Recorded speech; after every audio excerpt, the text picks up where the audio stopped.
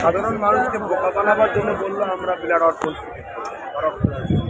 সাধারণ মানুষকে সাধারণ মানুষকে আমি বলবো দেখুন আমাদের এখানে আন্দোলন ওয়াকফ বাঁচাও বেকার আজকে অফিসি সংরক্ষণ কেটে যাওয়ার জন্য 430 জনের ওপরে ডাক্তার তারা পড়াশোনা করে চাকরি করে না এই বেকার মানুষদের চাকরি পায় এবং পাশাপাশি মাদ্রাসা শিক্ষা এবং আজকের যে মূল বিষয় আমরা গণতন্ত্র দিবস তাই আমি একটাই কথা ভাবাবো ওরা রাজ ক্ষমতাকে মিসইউজ করছে অতএব ওদের রাজ ক্ষমতায় বসে থাকা আগামী দিন উচিত হবে না যদি দেশকে বাঁচাতে চান গণতন্ত্রকে বাঁচাতে চান আমাদেরকে সজাগ হওয়া আর যদি মনে করেন দেশ যাই যাক আমার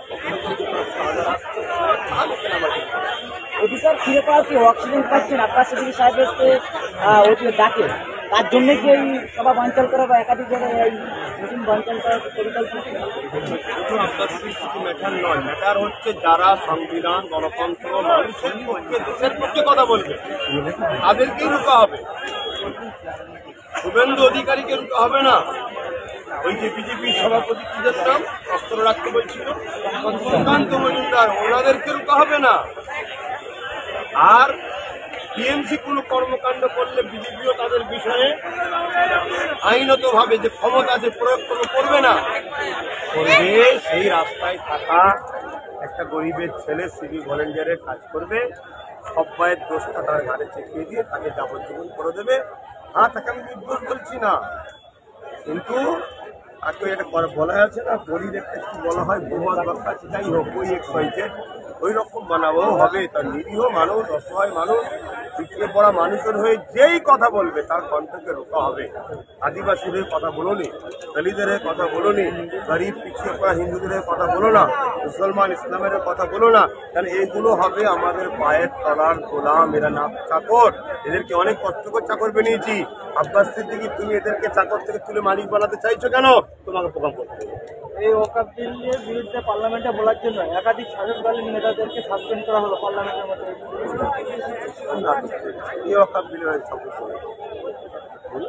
কল্যাণ ব্যানার্জি বলেছিল কল্যাণ ব্যানার্জিকেও সাসপেন্ড করা কল্যাণ ব্যানার্জি দলে একাধিক নেতাকেও সাসপেন্ড করা হলো। আর কারা কারা বলে কল্যাণ ব্যানার্জির কথা যেমন বললে নাম বলতে হবে। শোনেন, একসাথে 50 জন থাকলে 45 জনই খারাপ হয়, 5 জনকে লোক খারাপ ভাবে। হয়তো 5 জন ভালো আছে অস্বীকার করছে না, কিন্তু 45 জন খারাপের সঙ্গে থাকার জন্য ওই 5 জনকেও লোক খারাপ বলবে। কল্যাণ ব্যানার্জির কথা বলছেন, কল্যাণ ব্যানার্জি সরকার টিএমসি গভর্নমেন্ট তারা তো ওয়াকফ সম্পদকে দখল করে রেখেছে। কলকাতার ভিআইপি জায়গা তারা দখল করে খাচ্ছে, তাদের সব হামলা চামলারা। কথা বুঝে আসছে তারা কি তারা প্রতিবাদ করছে ওয়াকফের জন্য। দ্বিতীয় নম্বর কথা, কল্যাণ ব্যানার্জি রিসেন্ট দেখলেন না ইসলাম বিদ্বেষী যার মধ্যে সবসময় কথা বলা হয় উত্তরপ্রদেশের গভর্নমেন্ট তার সাথে যে কুল বিনিময় করে গোপন আলোচনা করছে, এটা কি বুঝছেন? এনাদের দ্বারাই কখনো ওয়াকফ বা ইনসাফ কখনো প্রতিষ্ঠিত হবে এটা ভাবা মানে দিনের বেলা জেগে স্বপ্ন দেখার সময়। ভাইজান, আপনার সংগঠন এবং আপনার প্রতিষ্ঠাতা করা দল দুটোই 2025-এ পরপর বাধার মুখে। 2026 লড়াইটা কি টাফ হবে মনে করছেন?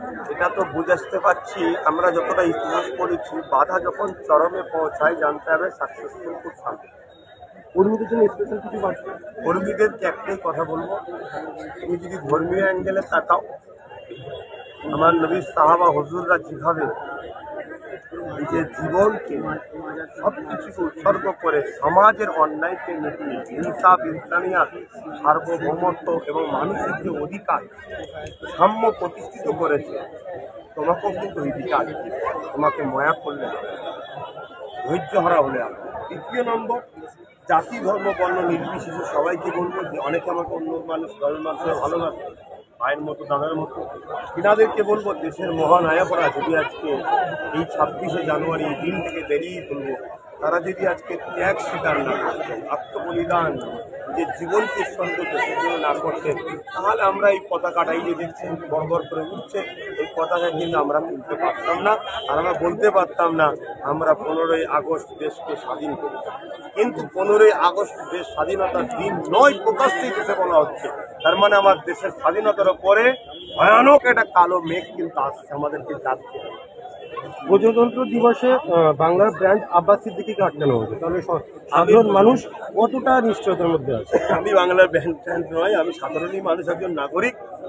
আমাকে আটকানো হয়েছে, আমাকে আটকায়নি, আমার প্রোগ্রামকে মানে এখানে নয় ওখানে নয় ওখানে নয়। দেখুন আটগুলোতে যেসব ক্লাবগুলো যেটুকু শুনেছি, ক্লাব যারা আছে সব দাদারা বন্ধুরা তারা বলেছে করুন, কিন্তু শাসকের তো একটা সবসময় জানেন মানে সংবিধানের বাইরেকে গুন্ডাগিরি করার একটা বর্তমান নেশা আসছে।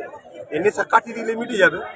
এই নেশা দিয়ে তারা বললো আমরা এখানে আগে থেকে নাকি পারমিশন করে রেখেছি, প্রশাসন ডেকে বললো। আর প্রশাসনের তো কিছু করার নেই, প্রশাসন তো ওই কি বলে যা ওখান থেকে বলবে সেই দিকেই লড়তে হবে, কিছু করার নেই। না হয় জঙ্গল মহলে পেটিয়ে দেবে, আর না হয় ওই ডেকে নিয়ে যে কাকুকে তার খুন রেপ করবে, বলবে এ করেছিল, ধরে তুললি যাও, একদম ফাঁসিয়ে দেবে। ভাইজান, তিলোত্তমার জন্য আব্বাস সিদ্দিকী মাথা নামবে না, আমি তো বলেছি ইনসাফ হবে না। ইনসাফ করতে গেলে প্রথমে আপনাকে ক্ষমতার আসন দখল করতে হবে, তার হাতে দিতে হবে যে ইনসাফ করবে, যার মধ্যে ইনসানিয়াত আছে। আজকে যারা যার মধ্যে ইনসানিয়াত নেই তার কাছে ইনসাফ দাও বলে চিল্লানো মানে বেকার বকা হবে। সংখ্যালঘু মানুষের জন্য 2026 কি আব্বাস সিদ্দিকীকে দেখা যাবে ময়দানে? আমার তখনও রয়েছে এই সংখ্যালঘুদের জন্য, মানুষের জন্য। রাজনৈতিক বিষয়ে কোনো রাজনৈতিক একটা মানুষ যখনই কোনো কিছু চাওয়ার কথা বলে সেটা সম্ভব পূরণ করার রাজ ক্ষমতা দাঁড়ায়। কেন রাষ্ট্র পরিচালনা যারা করে তারা মানুষের নিত্য প্রয়োজনীয়কে মেটাতে পারে। আমি ডাইরেক্ট নেতা না হতে পারি, কিন্তু আমি তো চাইবো এমন লোক নেতা হোক যে নিত্য প্রয়োজনীয় যিনি মানুষের মেটাবে। তার জন্য তো এখান থেকেও আওয়াজ দিলাম, সব জায়গা থেকে আগামী দিন আওয়াজ দেবো। যাক, ভালো থাকে।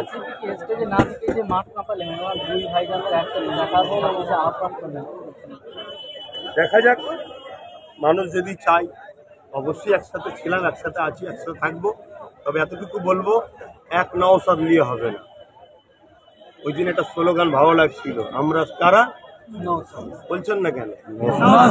শাসক মারবে বেঁচে থাকার থেকে মরে যাওয়া ভালো। আমরা কারা? আমরা কারা?